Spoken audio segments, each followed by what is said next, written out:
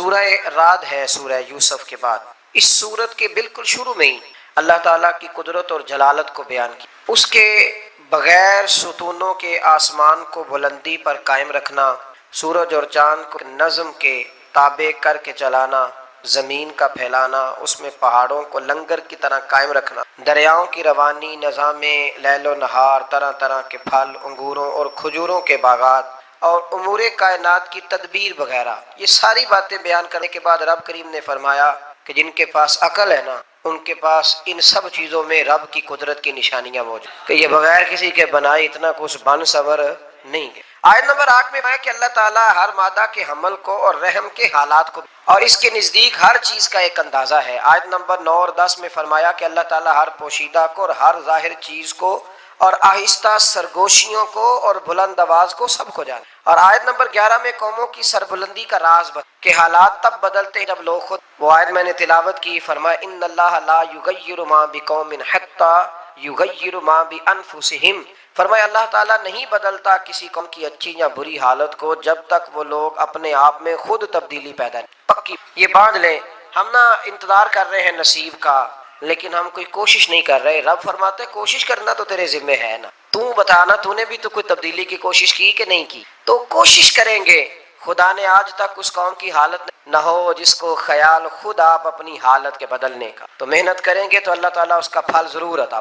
پھر اللہ تبارک و تعالیٰ نے آیت نمبر 13 میں رات کا اجسام فلکی یا بادلوں کی رگڑ سے جو آواز پیدا ہوتی ہے اس کو رات کہا ہے، اور ایک حدیث کی روح سے رات اس فرشتے کا بھی نام ہے جو بادلوں کو چلانے پر اس کا نام بھی رات۔ چنانچہ فرمایا یہ معین فرشتہ اس کی حمد کے ساتھ تسبیح کرتا ہے اور باقی فرشتے بھی اس کے خوف سے حمد و تسبیح کرتے ہیں۔ آیت نمبر 14 میں فرمایا کہ پکارنے کے لائق صرف اللہ کی ذات جو پکار کا جواب سن کر دیتا ہے، جبکہ معبودان باطلہ کی پکار کے جواب دینے سے وہ عاجز ہے اور کافروں کی پکار رائے گاں جائے۔ یہ اس پکار کی بات ہو رہی ہے جو اللہ کے مقابلے میں اور جو اللہ کا بندہ سمجھ کے پکاری جائے اس پکار کی یہ بات، ورنہ تو صحابہ روز کہتے تھے یا رسول اللہ، وہ تو روز کہتے تھے یا رسول اللہ صلی اللہ علیہ وسلم۔ تو آیت نمبر 16 میں فرمایا کہ اللہ کو چھوڑ کر تم کیوں کر ایسے باطل معبود کی عبادت کرتے ہو جو کو تو کجا اپنے اور نفع نقصان کے بھی مالک۔ فرمایا کیا دیکھنے والا اور نابینا ظلمت اور نور برابر ہو سکتے ہیں؟ فرمایا کیا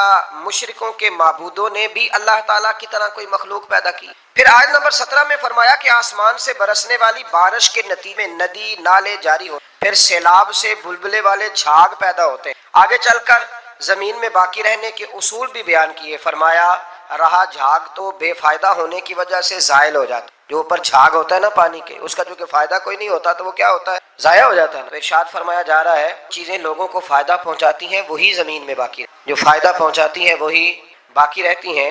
پھر فرمایا اللہ تعالیٰ حق اور باطل کے فرق کو واضح کرنے کے لیے اس طرح کی مثالیں بیان فرماتے۔ آیت نمبر 18 میں اللہ تعالیٰ کا حکم ماننے یہ بھلائی ہی بھلائی اور نافرمانوں سے کسی قسم کے فدیے کے قبول نہ کرنے کا بیان۔ آیت نمبر 19 سے بیان فرمایا کہ وہ اہل عقل نصیحت حاصل کرتے ہیں جو اللہ کے عہد کو پورا کرتے ہیں اور پکے عہد کو نہیں توڑتے، اور قرابت کے جن رشتوں کو اللہ تعالیٰ نے جوڑنے کا حکم دیا ہے انہیں جوڑے رکھتے ہیں، اللہ کی رضا کی طلب میں صابر رہتے ہیں، نماز قائم کرتے ہیں، ظاہر پوشیدہ طور پر اللہ کی راہ میں مال خرچ، برائی کو بھلائی سے ٹالتے ہیں، ان کے لیے آخرت کا گھر کتنا پیارا ہے۔ وہ اللہ کہہ رہا ہے کتنا پیارا ہے، تو بتائیے پھر وہ کتنا پیارا ہو۔ فرمایا ان نیکوں کے لیے آخرت کا گھر ہے، وہاں کے مکان بھی الاٹ کرانے چاہیے۔ یہاں نہیں روز سوسائٹیوں میں گھوم کے دیکھنا چاہیے کہ کون سی زیادہ پیاری ہے۔ آخرت کا گھر اللہ فرماتا ہے کہ کتنا پیارا ہے آخرت۔ پھر منکرین کے لیے فرمایا کیا حد کرتے ہیں، قطع رحمی کرتے ہیں اور زمین میں فساد بر، ان پر لعنت ہے اور ان کا برا ٹھکانہ ہے۔ آیت نمبر 26 میں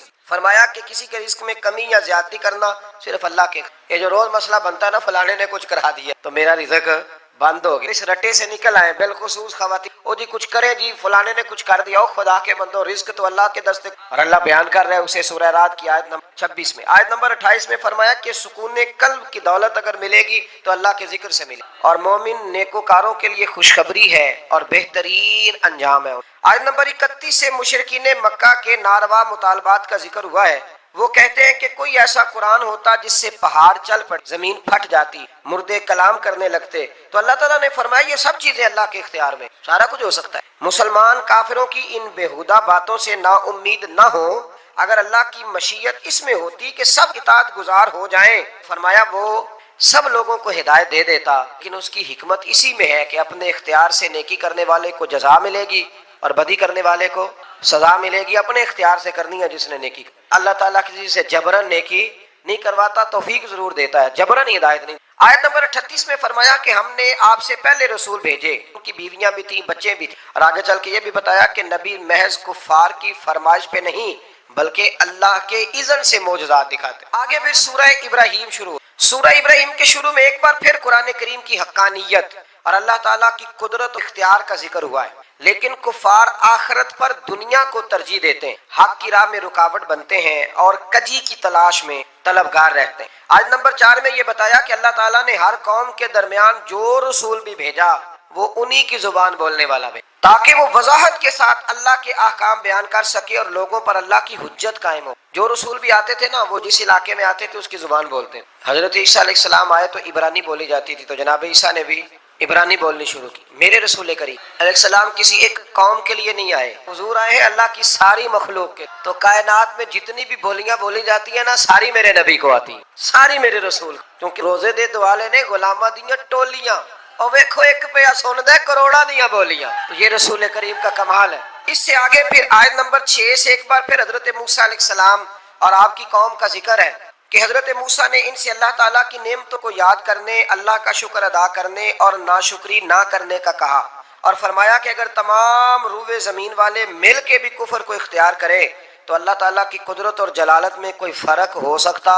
نہیں، اور وہ تمام جہان سے بے ہے۔ آیت نمبر 13 سے بتایا کہ ہر دور کے کافروں نے اپنے دور کے رسولوں سے لا یعنی اور جہالت پر مبنی بحثیں کی اور اپنے آباء و اجداد کے ان پر ڈٹے رہے اور انبیاء علیہ السلام سے معجزوں کی فرمائش کرتے رہے، اور جب لاجواب ہو جاتے تو انبیاء سے کہتے کہ تم ہمارے دین میں واپس آ جاؤ ورنہ ہم تمہیں جلا وطن کر دیں گے، اور انجام کار ہر جابر اور ہر سرکش کو اللہ نے ہلاک فرمایا۔ آیت نمبر 18 میں بتایا کہ کافروں کے اعمال کی مثال اس راکھ کی سی ہے کہ سخت آندھی کے دن تیز ہوا کا جھونکا ہے اور سب اڑا لے۔ اس کی تھوڑی سی تفصیل ضروری ہے، پھر سمجھ میں آئے گی۔ نیک عمل کا فائدہ مومن کو، کافر کو نیک عمل کا کوئی آخرت میں فائدہ نہیں ہوگا۔ اللہ فرماتے ہیں کہ جس طرح پہاڑ کے اوپر ریت پڑی ہو تو نہ تو اندر جا سکتی ہے، اس کے مثال دیکھیں کیسی شاندار ہے، پتھر پر پہاڑ پر ریت پڑی ہو، بس ذرا سی ہوا آئے گی تو وہ یہ ان کے اعمال ہے۔ ہمارے ہاں روز مثالیں دیتے ہیں، اتنے اچھے ہیں جتنے سیانے ہیں، اور بھئی اچھا وہ ہوتا ہے جس کے دل میں رسول اللہ کی محبت ہوتی ہے، جس کے لبوں پر ایمان کی بات ہوتی ہے، وہ اچھا ہوتا ہے۔ یہ کیا بات ہوئی، کفر اندر رکھ کے جتنے مرضی اچھے اعمال کرے اس کا کوئی عمل اسے فائدہ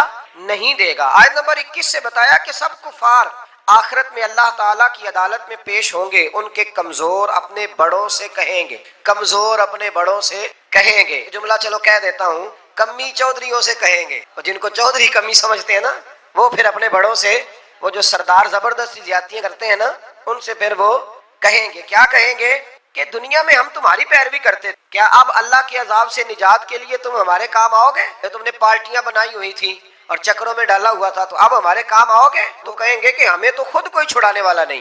اس طرح شیطان بھی اپنے پیروکاروں سے اپنا دامن چھڑا لے گا اور کہے گا تم نے اللہ کے سچے وعدے کو رد کیا اور میرے جھوٹے وعدوں کو مان لیا۔ وہ سردار اور وہ بڑے اور وہ لیڈر وہ سارے کہیں گے کہ ہماری تو اپنی جان نہیں چھوٹ، اور شیطان کہے گا رب کے وعدے اور میرے وعدے جھوٹے تھے، تم تو زبردستی میرے پیچھے لگ گئے، سو تم مجھے ملامت نہ کرو بلکہ اپنے آپ کو ملامت، اور اب ہم ایک دوسرے کے کام آنے والے نہیں ہیں۔ آیت نمبر 24 تا 26 میں اللہ تعالیٰ نے پاکیزہ کلمے کی برکات اور خبیث کلمے کی نحوست کو مثال کے ذریعے بیان فرمایا۔ آیت نمبر 28 اور اس کے بعد میں اللہ تعالیٰ کی ناشکری سے بدلنے والوں اور اللہ کے ساتھ شریک بنانے والوں کے لیے جہنم کی وعید سنائی۔ آیت نمبر 31 میں فرمایا کہ میرے مومن بندوں سے کہہ دو کہ قیامت سے پہلے نماز قائم کر لیں اور زکوٰۃ ادا قیامت سے۔ اس کا ایک معنی علماء نے یہ بیان کیا ہے کہ مرنے سے پہلے جتنی نمازیں قضا ہیں ساری ادا، ساری یہ بہانے بازی چھوڑ دو، اور فرمایا جا رہا ہے اس میں اللہ نے کہ محبوب ان سے فرما دو اتنے سالوں کی زکوٰۃ نہیں نہ دی، حساب کر کے دے لو۔ جس کو پہلے بتا دیا جائے پھر وہ عمل نہ کرے تو پھر اس کا بہانہ چلتا ہے،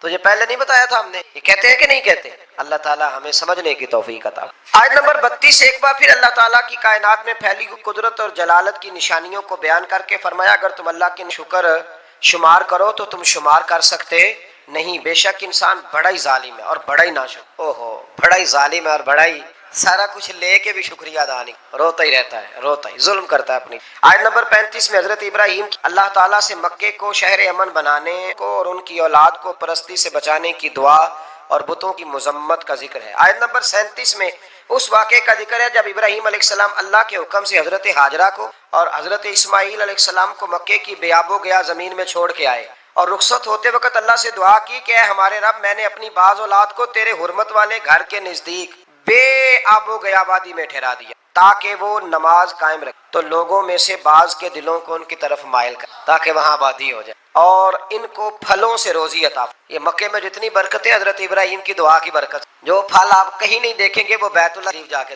کسی شہر میں 5000 بندہ اضافی آ جائے نا، 5000 پکوڑے بھی ختم ہو جاتے، ہوٹلوں سے نان نہیں ملتے، چلو یہ والی مثال رہنے دیتے، وہ والی دیتے ہیں جو آپ کو جلدی سمجھ میں آ جائے، یعنی گیس بند ہو جائے تو ہوٹل سے روٹی نہیں ملتی، ہوتا ہے کہ نہیں ہوتا، تندوروں پہ رش پڑ جاتا ہے، حالانکہ وہی آبادی ہے روز والی۔ تو کسی شہر میں 5000 بندہ آ جائے نا، قلت ہو جاتی ہے۔ تو مکہ وہ شہر ہے جس میں لاکھوں آ جاتے، 50 لاکھ بندہ حج پہ اکٹھا آتا ہے، پر آپ فرماتا ہے کھاؤ ختم ہی ہوگا، اس لیے کہ میرے خلیل نے دعا مانگ لی۔ 50 لاکھ بندہ، راشن بڑھ جاتا ہے، بڑھ جاتا ہے۔ دفعہ موقع دیا ہے، ایسا کبھی نہیں ہوا کہ 2 کھلاؤ تو 6 کھا لیتے، یہ نظام ہے۔ حضرت ابراہیم نے دعا کر دی، کرنے والے نے بھی کمال کی اور قبول کرنے والے نے بھی کمال ہی کر دی۔ آیت نمبر 39 سے ابراہیم علیہ السلام نے بڑھاپے میں حضرت اسماعیل، اسحاق جیسی اولاد کے عطا کیے جانے پر اللہ کا شکر ادا کرتے ہوئے یہ دعا کی ہے کہ اے رب، مجھے ہمیشہ نماز قائم کرنے والا بنا اور میری بعض اولاد کو بھی۔ اے ہمارے رب، ہماری دعاؤں کو قبول فرما۔ اے ہمارے رب، مجھے،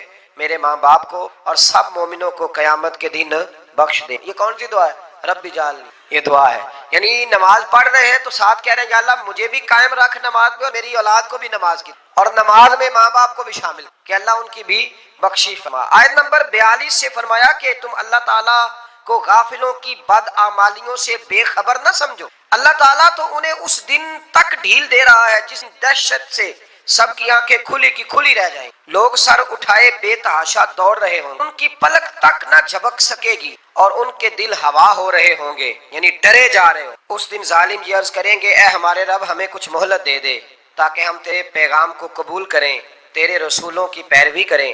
اللہ تعالیٰ فرمائے گا کہ آپ نے اس سے پہلے یہ قسمیں نہیں کھائی تھیں کہ تم پر بالکل زوال نہیں آئے گا، تم لوگوں کے گھروں میں رہتے تھے جنہوں نے اپنی جانوں پہ ظلم کی، اور تم پر یہ بھی بالکل واضح ہو چکا تھا کہ ہم نے ان کے ساتھ کیسا معاملہ کیا، اور ہم نے تمہارے لیے مثالیں بھی بیان کر دیں، اور انہوں نے ایسی گہری اور خطرناک سازش کہ ان سے پہاڑ بھی اپنی جگہ سے ہے۔ اس طرح کی کافر سازشیں کرتے تھے نبیوں، اور اللہ کے پاس ان کی سازشیں لکھی ہوئی ہیں، تو تم اللہ کو اپنے رسولوں سے کیے ہوئے وعدوں کے خلاف کرنے والا نہ سمجھو، بے شک اللہ بڑا غالب انتقام لے۔ یہ 15واں جو روزہ آئے گا نا، یہ امام حسن کا یوم ولادت، امام حسن کو زہر دیا گیا تو امام حسین کہنے لگے ان سے بھائی مجھے بتائیے آپ کو کس نے زہر دیا؟ بڑا شاندار جواب دیا، یہ شاید اسی آیت کا ترجمہ کیا کہ اللہ غالب انتقام لینے والا ہے۔ امام حسن فرمانے لگے حسین اگر وہ بندہ نہیں جس پر مجھے شک ہے، اگر وہ نہیں تو میں تمہیں بے گناہ کا نام کیوں، اور اگر وہی ہے جس پر مجھے شک ہے تو حسین رب تجھ سے بہتر انتقام لینے، میں اللہ پہ چھوڑتا ہوں، اللہ بہتر انتقام۔ کیسے شاندار لوگ، کیسے شاندار لوگ،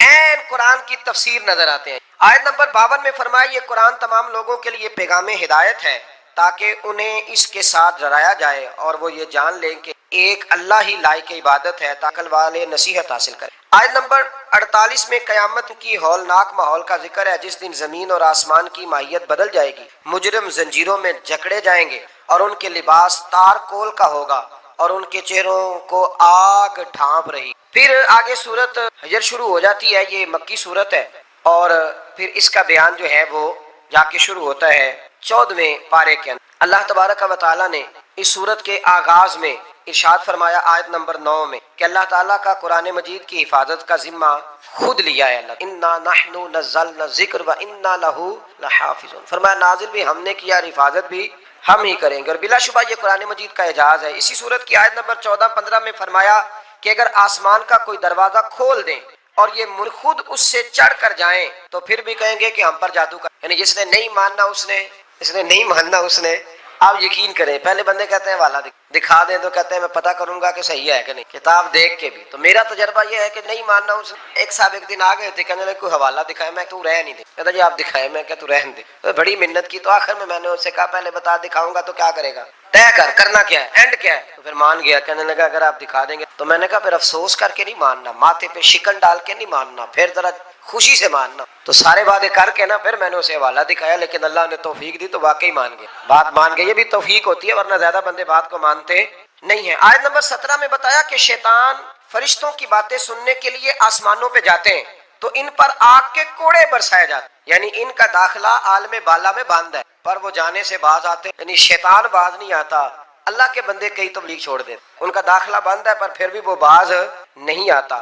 آیت نمبر 19 سے زمین کے پھیلاؤ، اس میں پہاڑوں کے نصب کرنے، سبزہ اگانے اور دیگر وسائل معیشت کا ذکر ہے، اور یہ کہ تمام ان کے خزانے اللہ ہی کے پاس۔ کسی کو شک پڑ جاتا ہے حضرت امیر معاویہ پر، او خدا کے بندے، حضرت امیر معاویہ رضی اللہ تعالیٰ عنہ تو وہ شخصیت ہے، نبی پاک صلی اللہ علیہ وسلم نے امام حسن کو اپنے ساتھ منبر پہ بٹھا کے فرمایا یہ میرا پتر، یہ سردار ہے، یہ سید ہے۔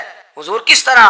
فرمایا جب مسلمانوں کی دو جماعتیں لڑیں گی تو یہ صلح کرائے گا۔ تو وہ حضرت امیر معاویہ کی جماعت جس کے ساتھ حضرت امام حسن صلح کرے، تجھے کیوں نہیں قبول؟ بلا وجہ الجھتے ہو، بلا کہتے جی وہ یزید کے ابا جی تھے، تو نوح علیہ السلام کا بیٹا بھی تو کافر تھا، تو کافر کا باپ ہونے کا معنی یہ ہے کہ آپ الزام لگا دیں گے؟ عجیب آپ بات کرتے ہیں۔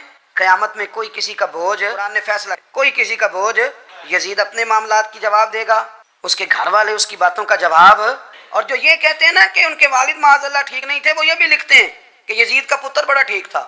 یزید کے بیٹا ہے جس کا نام معاویہ بن یزید ہے، یزید کے بعد لوگوں نے تخت پہ بٹھایا، 40 دن اس نے حکومت کی، لوگوں سے کہنے لگا کہ میں اس کرسی کے قابل ہوں، نہ میرا باپ قابل۔ یزید کا پتر فرمایا نہ میں اس قابل ہوں، نہ میرا ابا قابل تھا، میں اس کرسی پہ کیسے بیٹھوں جس کے پایوں میں محبوب کی اولاد کا تلاش کر لو کوئی اپنا امیر، 40 بندہ تلاش کر لو، میں اس قابل نہیں۔ تم یہ تو لکھتے ہو اس کے بیٹے کے بارے میں، یہ کیوں نہیں مانتے کہ حضرت امیر معاویہ کے ساتھ امام حسن نے صلح کی؟ آپ بات کو سمجھیں۔ اور کچھ اتنے بیوقوف ہیں، اتنے نادان ہیں، ان کو کوئی اور بات نہیں تو کہتے ہیں امام حسین کو آنا نہیں چاہیے تھا، حکومت بن گئی تھی، یزید بیٹھ گیا تھا، معاذ اللہ۔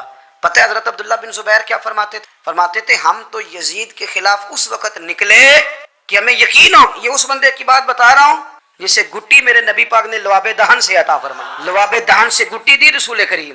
حضرت ابوبکر صدیق کے سے حضرت زبیر بن عوام جو حضور کی پھپھی کے بیٹے ہیں، ان کے بیٹے حضرت عبداللہ بن زبیر کہتے ہیں ہم تو یزید کے خلاف اس وقت نکلے کہ ہمیں ڈر تھا، اگر اب بھی نہ نکلے تو آسمان سے پتھر برس، کہیں ہمیں سزا نہ ملے، اتنا بڑا مجرم اور تم کہتے ہو امام حسین کو نکلنا نہیں چاہیے۔ تو خرابی ہوتی ہے میرے عزیز، خرابی ہوتی۔ آپ کو پتہ ہے میں ان مسائل پر کم بات کرتا لیکن ضروری بڑا میں سمجھتا ہوں یہ ضروری چیزیں۔ مہربانی فرمائیں کسی جگہ بھی کسی ایک کے بارے میں اپنے عقیدے میں کبھی کمزوری پیدا، کبھی نہ کوئی کمزوری پیدا، اتنی سی بھی بات کسی کی سننا، کسی کی کرنا، ڈسکس، ہمارا منصب ہی نہیں اور کچھ اور بیوقوف۔ میں یونیورسٹی میں تھا چند دن پہلے، تو لیکچر کے بعد ایک دوست مجھے کہنے لگے کہ مولوی ایک دوسرے کے پیچھے نماز نہیں پڑھتی۔ میں نے اس کو کچھ پیار کی دلیلیں بھی دی، محبت کی، اس کو کہتے ہیں الزامی جواب اصول تفسیر میں۔ میں نے اسے کہا کہ ایک ڈاکٹر سے دوائی لے لیں، دوسرے کے پاس جائیں تو کہتے ہیں اسے تو پتہ ہی کو نہیں، تم غلط آدمی کے، تو اس سے آپ کو ٹینشن نہیں ہوتی؟ یہ روز سیاست دان دھما چوکڑی مچا رہے ہوتے ہیں تو اس سے نہیں ٹینشن، مولویوں کی ٹینشن ہے تمہیں۔ کہنے لگا جی نہیں، کیوں نہیں نماز پڑھتے؟ میں نے اسے کہا یار، اور وہ مجھے کہنے لگا جی آپ بڑی مثبت بات کرتے ہیں تو اس لیے میں نے آپ سے سوال کیا ہے۔ میں نے کہا یار بڑی سادی سی بات ہے، اگر تیری سمجھ میں آ گئی تو ٹھیک ہے، نہ بھی آئی تو منوانا تو میرے ذمہ ہے، بتانا میرے ذمہ ہے۔ تو یہ بتا، میں نے کہا تیرے ابا جی کو، تیری اماں کو بندہ کافر کہہ گزرے، کوئی مولوی بہت بڑا شیخ اصول تفسیر پہ، فقہ پہ، حدیث پہ دسترس رکھتا ہو اور مستحضر علم اس بندے کا، تیرے ابے اور اماں کو کافر کہے تو نماز پڑھتا ہے؟ کہنے لگا نہیں۔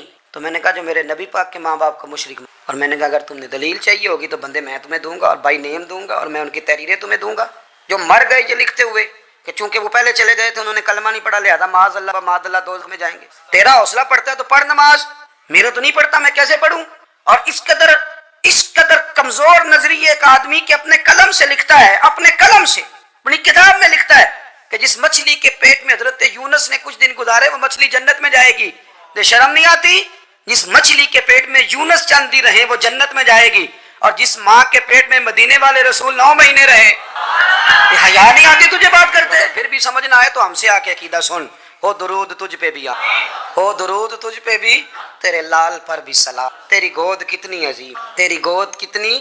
یار آپ مجھے دلیل دینا، میں آپ ہماری ساڑی تے باٹی کونی تے سانجی کدے نال ہونی ہے، ہمارا کسی سے ذاتی رٹا ہی کوئی نہیں. آپ بات کو سمجھے، لیکن تجھے کوئی اور چیز لکھنے کو ملی کوئی نہیں، تو نے قلم اٹھایا اور تو تکلیف دیتا ہے نبی پاک کو. تو وصیت والدین کو معاذ اللہ یہ لفظ کہہ کے گزر جاتا ہے.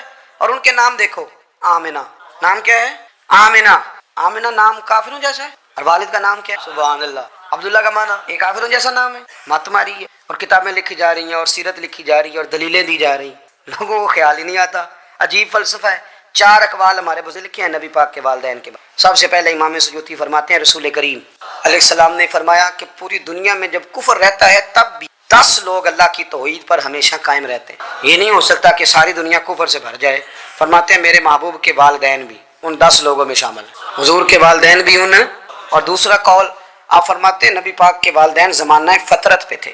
زمانہ فطرت وہ زمانہ ہوتا ہے جس کے اندر نبی نہیں ہوتا، تو لوگ جس دین کو بہتر سمجھتے ہیں اللہ کی توحید کے ساتھ اس پر عمل کرتے ہیں تو ان پر کوئی مواخذہ. اور تیسری بات یہ کہ نبی پاک کے والدین حضرت ابراہیم کی ملت پر تھے، حضرت ابراہیم کے دین پر تھے. اور حضرت ابراہیم کا وہ دین ہے جس کو قرآن کہتا ہے کہ وہی دین ابراہیمی دین محمدی ہے صلی اللہ علیہ وسلم، وہی دین محمدی ہے.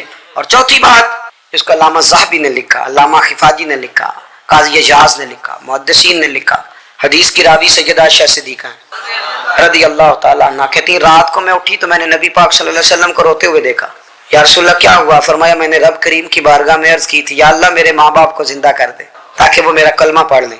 ہے تو پہلے بھی دین فطرت پر انہیں کن تم خیر امت ان کا اعزاز بھی نصیب ہو جائے تو حضور فرمانے لگے اللہ نے انہیں زندہ کیا ہے، وہ میرا کلمہ پڑھ کے دوبارہ قبروں میں گئے ہیں. تو امام سیوطی فرماتے ہیں کہ وہ نبی پاک علیہ السلام کی امت کا اعزاز بھی اللہ نے انہیں عطا کر دیا ہے.